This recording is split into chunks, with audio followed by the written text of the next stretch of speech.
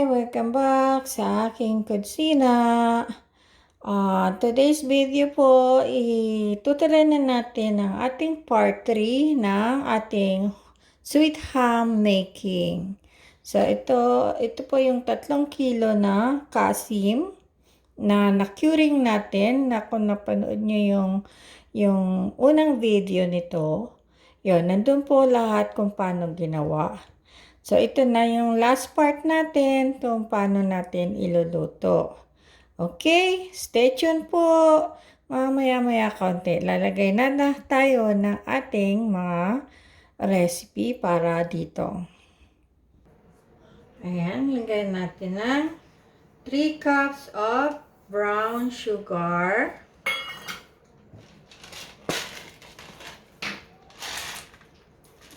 Ayan. Yung black pepper. Pwede po kayo gumamit ng cloves. Since ayaw ng mga anak ko, yung mga ganon. So, ang gagamitin ka na lang ay black pepper.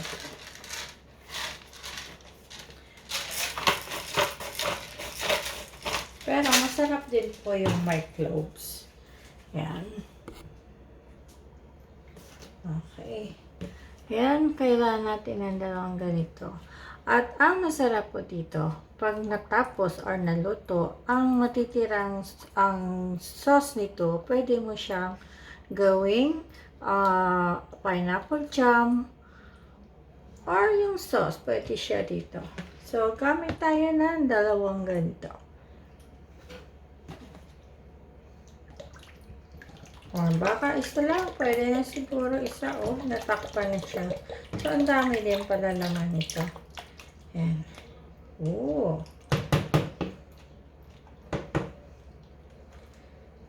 Siguro, gawin natin isa't kalahati na maki.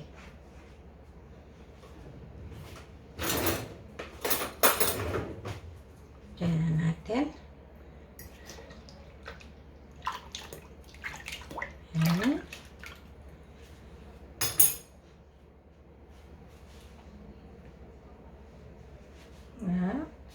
Since binababan na natin to ng 7 days, actually 5 days, pero nangyari 7 days na. Kasi sa kakahintay ko ng aking twine. Ayan. Kaunti lang na salt. Dahil na-curing na natin. So, may lasa na po yan. Alright.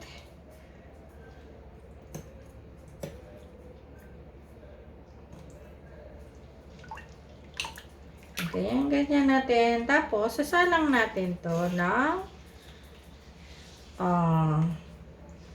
mga 1 hour o 30 minutes. Ganyan. Depende kung gano'n kaano yung ating baboy. So, yan. Para matunaw ang ating sugar. Yan. Naku, pag natapos po ito, sasabihin nyo, gagawa kayo uli. Ayan.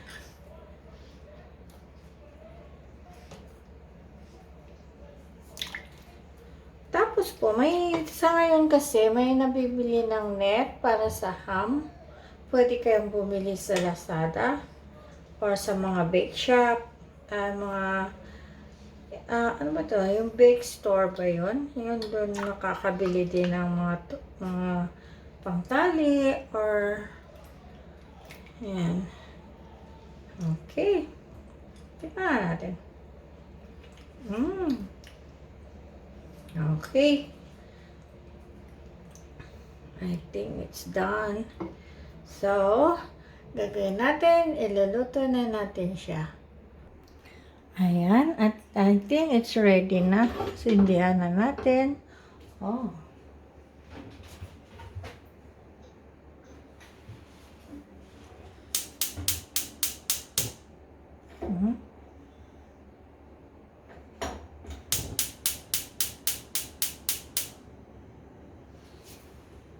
Okay.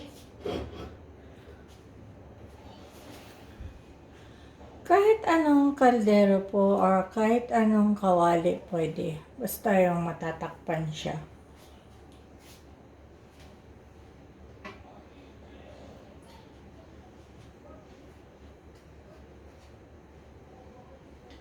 Okay, hintayin natin kumulo. Yan.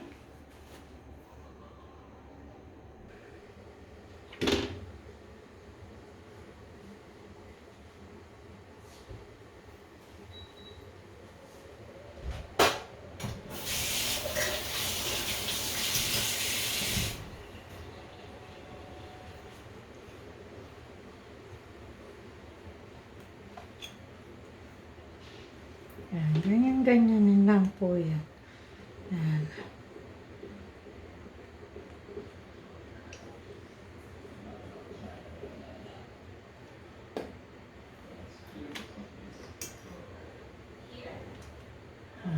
See? Ganda. Oh. Balik na rin natin. Ay! Okay. See? Sorry! Buti. Buti walang ano doon sa baba. Wala yung aking alaga. Kaya,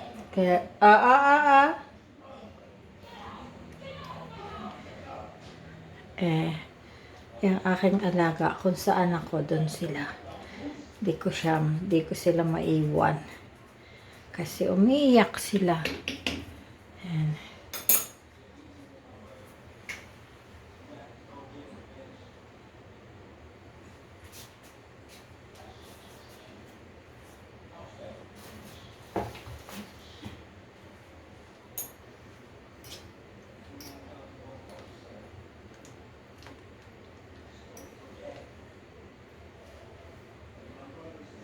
Diba? Ang ganda-ganda na.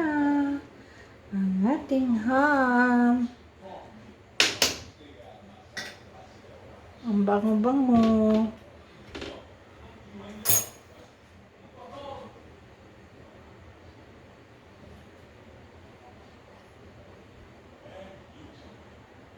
Check natin ulit.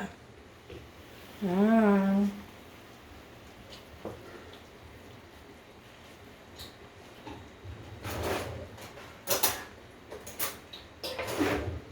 Wow, oh wow, look at that. Natatakot tuloy ako. Teka lang.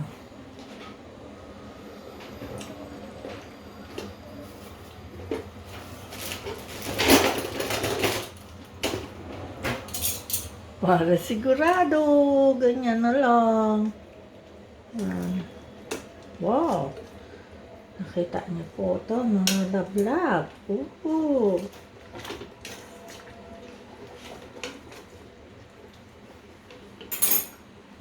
kilo.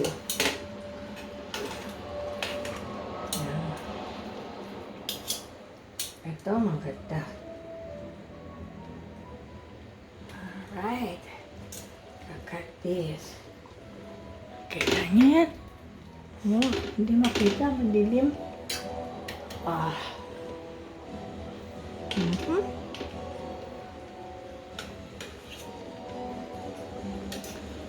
Yan. Tapos ito, look at this. Oh. Itong pinakamalaki. Yan. Sus, di na kailangan ito pang sandwich. Pwede na itong ulam. Wow.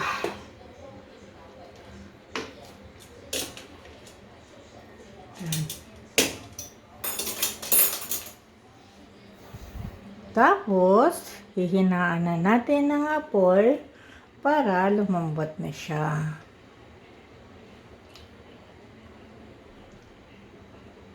Yan. Sana natin para hindi sisingaw. And then, hinaan na natin ang ating apoy. Yan. Simmer lang. Check natin. Ooh.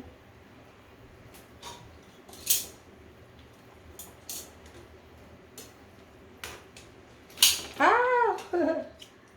Lagi na lang kasi itong panghawak ko pumapalya.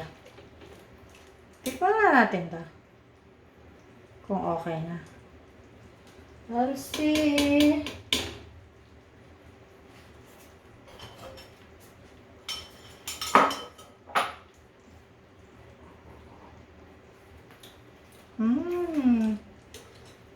Sarap.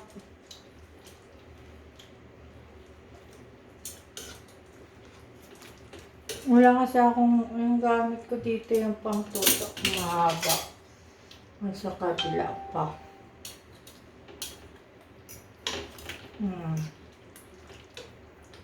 As in, mahirap pag walang gamit. Yan. Hanggang mapaso. Ito yung taba, okay na. So, hindi na natin babalik na rin. Ayan. Malambot na din to. Yan. Alright. Lakasan na natin yung apoy. Yan.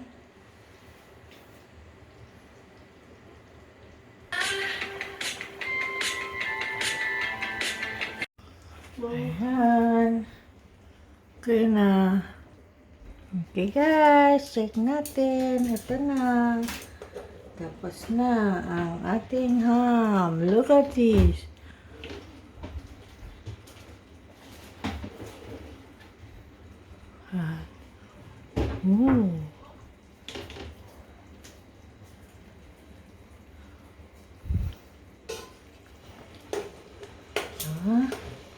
Sana hindi mahulog.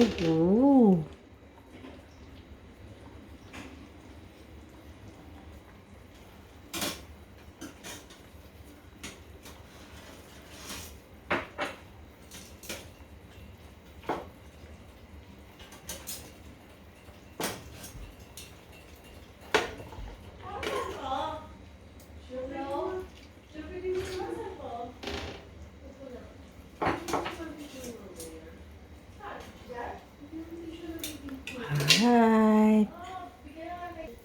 Tapos itong sauce natin, papalamigin. Tapos tatanggalin ko yung, ayan, nakita niyo yung mantika sa ibabaw. Tatanggalin natin yan. Ayan.